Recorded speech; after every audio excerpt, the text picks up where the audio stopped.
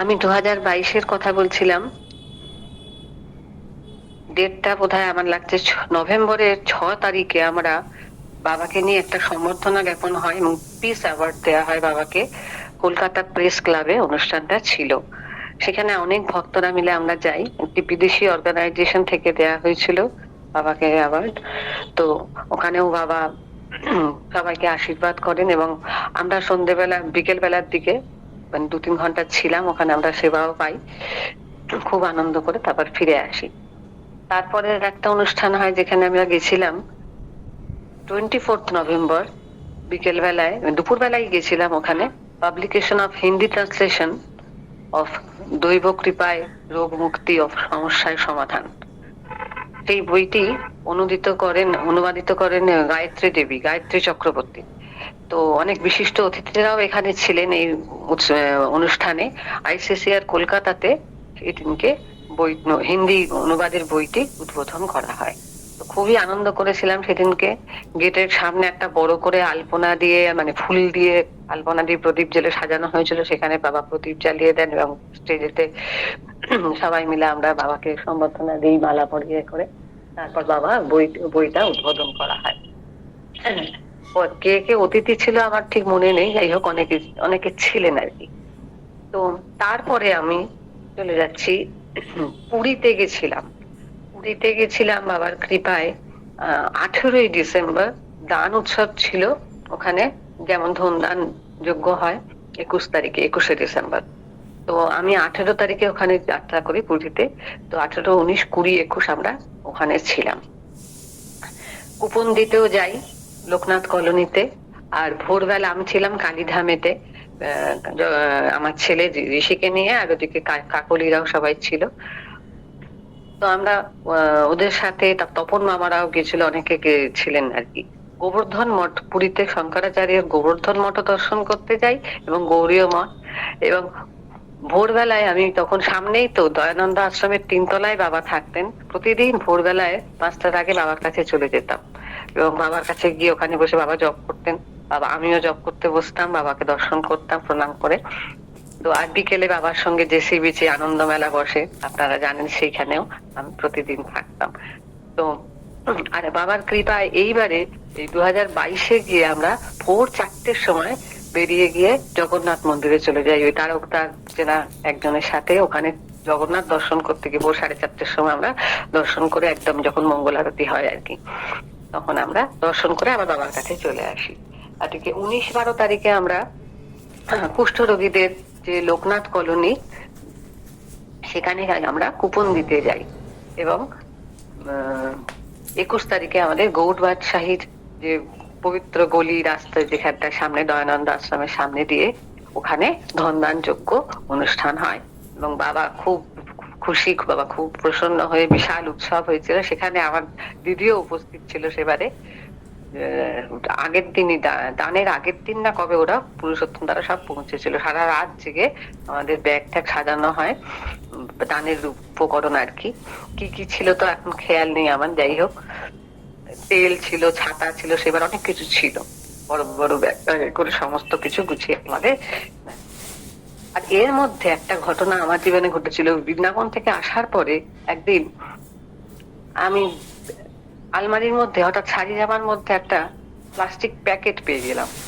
কি হলো হঠাৎ, এটা কিসের প্যাকেট নিজেই চমকে মনে করতে পারছি না। কিন্তু অনেক পরে সেটা অবশ্য মনে পড়েছিল যে 10-12 বছর আগে ঋষি তখন ছোট ছিল।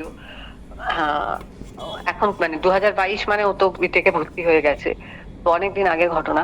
প্যাকেটে খুলে দেখি খামের মধ্যে কিছুটা টাকা, 10 টাকার পুরো একটা বাঞ্চ, আর কিছু আরো 20 টাকা এ টাকা।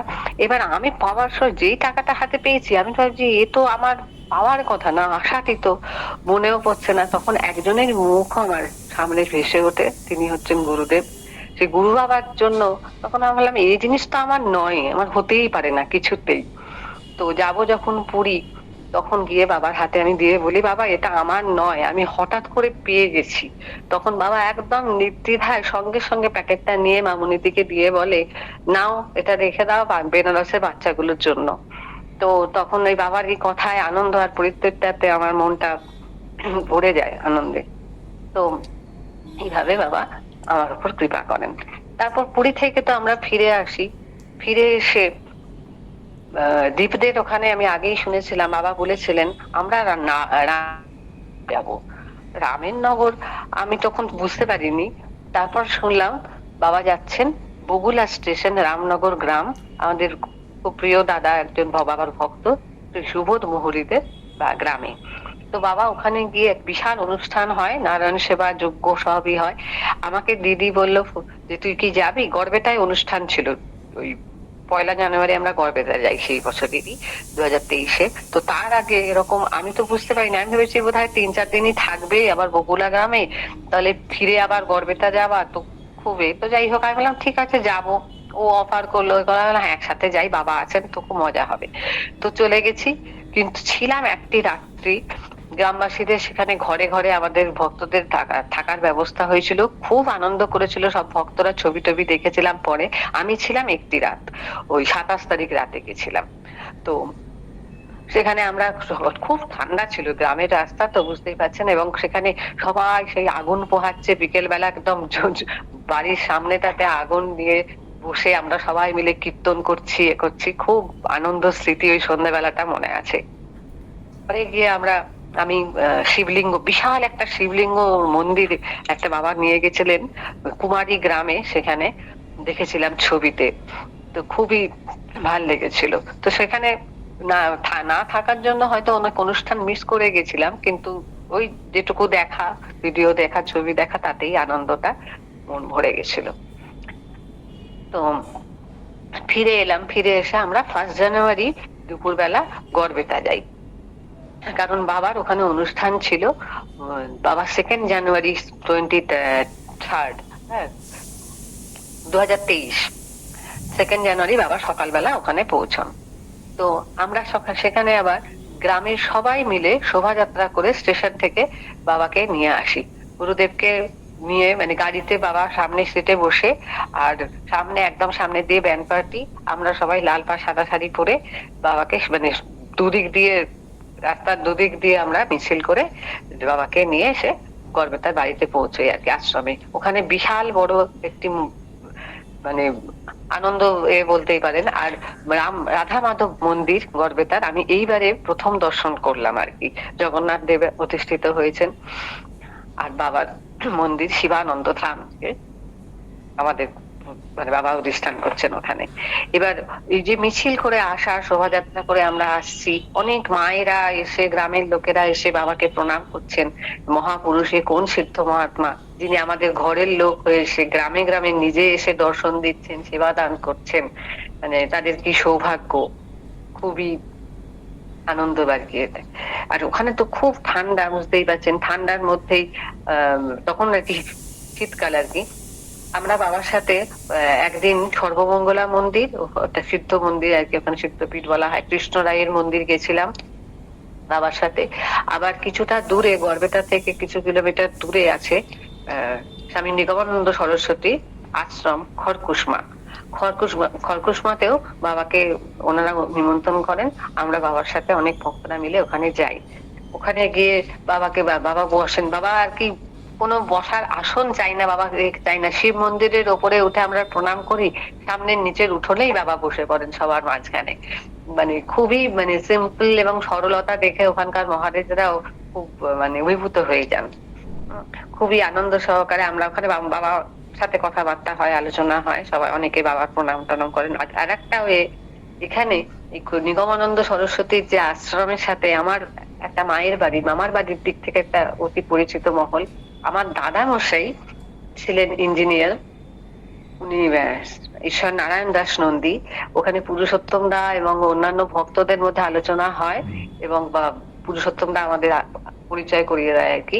ওই নারায়ণ দাস নন্দী ছিলেন হালিশহর আশ্রম, নিগমানন্দ আশ্রম, পরেশনাথ মন্দির, তারপরে এই যে খড়কুসমার আশ্রমে, তারপরে পুরুষোত্তম দাদের বাড়ির কাছেই আরেকটি নিগমানন্দ আশ্রম আছে। ওখানে সবাই আর কি আমার দাদা মশাইকে চিনতেন, যেহেতু উনি সবগুলো তৈরি করেছিলেন আর কি, ইঞ্জিনিয়ার ছিলেন। তো অনেকেই বাবা দাদা মশাইকে এই ভক্ত হিসেবে ওখানে পরিচিত মহল ছিল। তো সেটা আমার কাছে মনে আছে, কথা হয়েছিল। এবারে বাবার গড়বেতাতে যে দান যজ্ঞ এবং অতিথি সেবা, নানান সেবা হয়। তো আমি তো কিভাবে কি সেবায় লাগবো, সব কাজেতেই সবাই রয়েছে, বারবার চা দেয়া, জল দেয়া, হ্যাঁ, রান্নাঘরের কাজে কিছু হেল্প করা, যা কিছু মানে আমার তো ঠিক বুদ্ধিই নেই। এবার তার মধ্যেই বাবার কাছে বকাও খেলাম, অতিথি তুমি যাও সেবা করো বসে। এবার আমি বুঝতে পারছি বাবা আমাকে বকছেন, কিন্তু বাবা ক্ষমা করো, আমি তো অতিথি হতে আসিনি, সেবা কার্যে যোগদান করতে এসেছি। তো যাই হোক, যেটুকু পেরেছিলাম করেছিলাম, তারপর দানের এতেও হাত দিয়েছিলাম। তো এইভাবে বাবা আমায় কৃপা করেন। তারপর এবারে প্রথমবার আমি ওখানে গেছি তো, আর চারদিক সাজানো হয়েছে, যেখান দিয়ে ঢোকার, মন্দিরে ঢোকার যে রাস্তা, ওখানে বিশাল বড় বেল গাছ, তখনও বাঁধানো হয়নি, যেটা এই বছর বাঁধানো হয়েছে। বড় বড় পোস্টার লাগানো হয়েছে, হ্যাঁ, করা হয়েছে ওখানে তখন নতুন।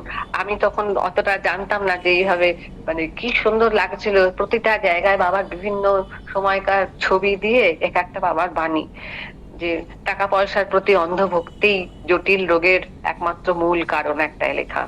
আর একটাই লেখা, nothing is more disgraceful than insincerity. হ্যাঁ, তারপর poverty is blessings in disguise. অপ্রয়োজনীয় কথাবার্তা শরীর ও মনের পক্ষে ক্ষতিকর। এইরকম অনেক রকম কথা নিয়ে লেখা। এবং বিশাল বড় ফাটক, ফাটক বলছি তো, মন্দিরে ঢোকার মুখে একটা তোরণ বানানো হয়েছে আর কি, শ্রী রাধা মাধব মন্দির, ঝাড়বনি, ফতেসিংপুর, পশ্চিম মেদিনীপুর। দিদির শ্বশুর বাড়ি হওয়ার সুবাদে আগেও আমি 2বার না 3বার গেছি, কিন্তু কমই গেছিলাম। মানে এখানে যে আমার যে অবাধ যাতায়াত বা খুবই মানে ইউজ টু ছিলাম, সেরকম ছিলাম না আর কি। তো সেই জন্য, আর গ্রামের রাস্তা এত সুন্দর রাস্তা, ছেলেমেয়েরা সবাই গেছিল, সবার সাথে আমরা ওই রাস্তা দিয়ে হেঁটে যাতায়াত করা, ঘোরা, এইসব করেছি খুবই মজা করে। তারপর আমরা 7 তারিখে ফিরে এসেছিলাম। ওখানে দানও হয় কি এখন, কি কি দান, প্রচুর কম্বল বোধহয় সেবার দেয়া হয়েছিল লাগছে, না পরের বারে 2023-এ গড়বেতায় 2বার দানযজ্ঞ হয়েছিল। একটি এই জানুয়ারি মাসে, আর একটা হয়েছিল নভেম্বর মাসে, পুরীর ঠিক আগে। সেটাও পরে আমি বলবো, এখন কিছু সেরকম ডিটেলসে লেখা থাকে না। যাই হোক, এরপর আমি চলে যাচ্ছি, আমার যতদূর লাগছে কিছুটা অল্প অল্প লেখা আছে। ফেব্রুয়ারি 2023-এ নবদ্বীপে বাবার দান হয়, মারোয়ারি ভজন আশ্রমে অনুষ্ঠান, এবং সবচেয়ে বড় অনুষ্ঠান হয় বাবাকে নবদ্বীপ হিন্দু স্কুলে, যেখানে বাবা ক্লাস 3 থেকে ম্যাট্রিক অব্দি পড়েছি, সেটা বাবা নিজেই বলেছিলেন। তো ওখানে আমাদের বিশাল বড় অনুষ্ঠান, এবং সেটা হয়েছিল বলছি আমি গেছিলাম 15, 16, 17, হ্যাঁ, ফেব্রুয়ারি 15, 16, 17 আমি 2023-এ ওখানে ছিলাম। তো নবদ্বীপের আমরা জানি যে 9টা দ্বীপ, ধীরে ধীরে এইভাবে আমি বারবার নবদ্বীপে যাচ্ছি বলে পরিচিতিটাও বাড়ছে, গুরুদেবকে ভালোবাসতে শিখেছি, এবং গুরুদেবের কৃপায় এইবারে বারবার আমি নবদ্বীপে যেতে পারছি। তো যে কত জন্মের যে মানে বাবার আশীর্বাদ আমার উপর, নবদ্বীপের মাহাত্ম্য কি সেটাও বলছে, গুপ্ত বৃন্দাবন বলা হয়। নবদ্বার যুক্ত এই দেহ থেকে কি মুক্ত হওয়া যায়? বাবার কাছেই মনে মনে আমি প্রশ্ন রাখি, কিন্তু বাবা আমাকে পথ দেখাবেন। তো নবদ্বীপে আবার সে নীলিমা হোটেলে আমি উঠেছিলাম। আর পোড়ামাতলা, সিদ্ধ জগন্নাথ মন্দির, মহাপ্রভুর চরণ পাদুকা, সোনার গৌরাঙ্গ, নিতাই বাড়ি, এইসব জায়গায় গেছিলাম। সেবারে কোথায় সন্ধ্যেবেলার দিকেই গেছিলাম। আবার একদিন আমি ওই আমার সাথে দানাদি আর এক দিদি ছিলেন, সেখানে আমরা মায়াপুরে একদিন দর্শন করতে চলে গেছিলাম। তো সংসার থেকে পালিয়ে পালিয়ে এইভাবে তো যাওয়া।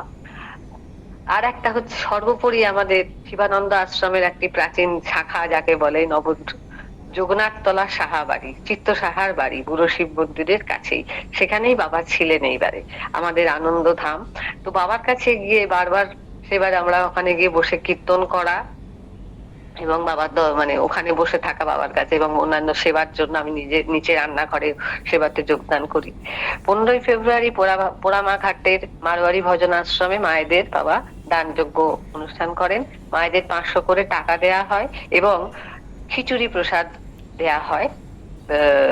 বক্সে করে আমরা খিচুড়ি, আলুর দম প্যাক করে করে মায়েদের আগে দেয়া হয়, তারপর টাকাটা দেয়া হয়। তো গরম খিচুড়ি, আলুর দম প্যাকিং এতেও আমি সামান্য অংশ নিয়েছিলাম, খুব মজা করেছিলাম। ভক্তদের সঙ্গে আরো অনেকেই সেবারে এসেছিলেন। ওই নবদ্বীপে হিন্দু স্কুলে যেহেতু প্রোগ্রামটা ছিল, সেটা ছিল তার জন্য আমি পুরী থেকে জিমলিদি আর্যদাই এসেছিল, সিউড়ির অনেক ভক্তরা এসেছিলেন। তো বাবাকে মধ্যমণি করে আমরা খুবই কীর্তন করি, মজা করি। নবদ্বীপে বাবা বলেছিলেন একটি কথা,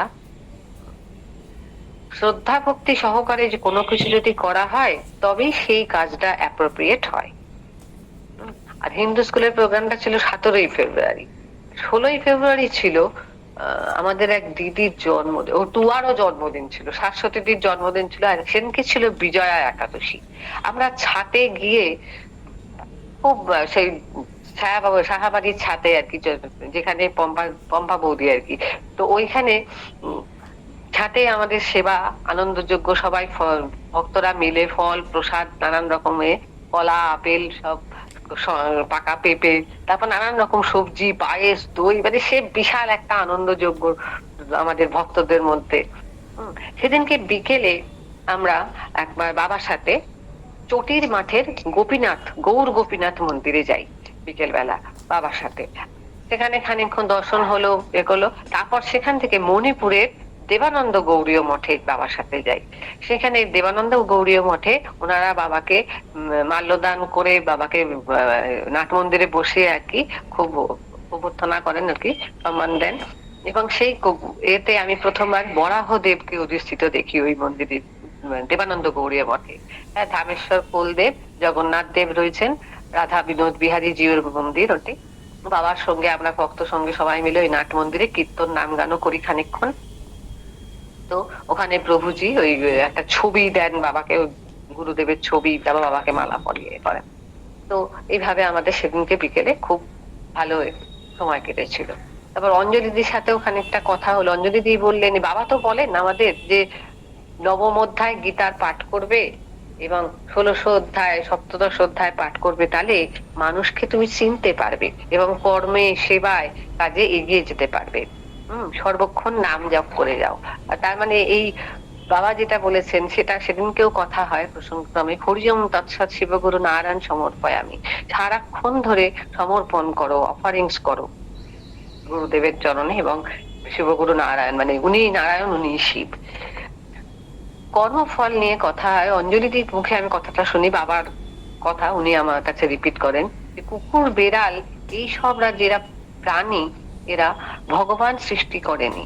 কীট পতঙ্গ, নিম্নতর প্রাণীদের সৃষ্টি করেছে আমাদের কর্ম।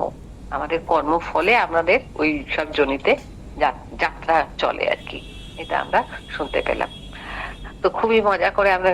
তারপর ক্ষেত্রপাল শিবের একটি প্রণাম মন্ত্র দেখছি লিখে রেখেছি। ওহে ক্ষেত্রপাল শিব, তুমি দয়াময়, কৃষ্ণ ভক্তি দেহ মোরে হইয়া সদয়। সত্যি বাবার কাছে চরণে আমি আবার প্রণাম জানিয়ে বারবার এইটাই নিবেদন করি, তোমার চরণে ঠাঁই যেন আমি জন্মে জন্মে পাই। এরপর আমি বাবার কৃপায়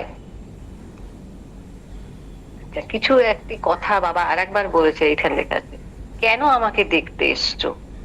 বাবা কাউকে ভক্তকে বলছিলেন, আমাকে প্রণাম তুমি কেন করবে? দূর থেকে দেখে চলে যাও। মহাপুরুষকে চিনেছো কি? আমার জীবনটা নিয়ে শুনেছো? এই যে বইয়ের পয়েন্টস গুলো লেখা আছে সেগুলো কি পড়েছো? আমাকে যে দর্শন করতে এসছো, আমাকে চিনতে এসছো, মানে সেটা কেন এসেছো সেটা তুমি নিজে প্রশ্ন করেছো নিজেকে? পরিতোষ মামা ছিলেন সকল ভক্তর সামনে সেদিনকে বাবাকে প্রণাম করার, দর্শন করার সুযোগ দিয়ে সবাইকে জায়গা করে, মানে সবাইকে সরে গিয়ে একটু একটু এগিয়ে গিয়ে জায়গা দাও বলে কথা হচ্ছিল। এবং বাবা আর একটা কথাও সেদিন বলেছিলেন, আমরা গত জন্মে কৃপণ এবং মাংসাশী ছিলাম, এই জন্মে আমরা অকৃপণ ও নিরামিষ ভোজী হয়েছি। নবদ্বীপে চম্পাদিদের বাড়িতে উপরে বারান্দায় বসে কথাটা বলেছিলেন, আমি লিখে রেখেছিলাম।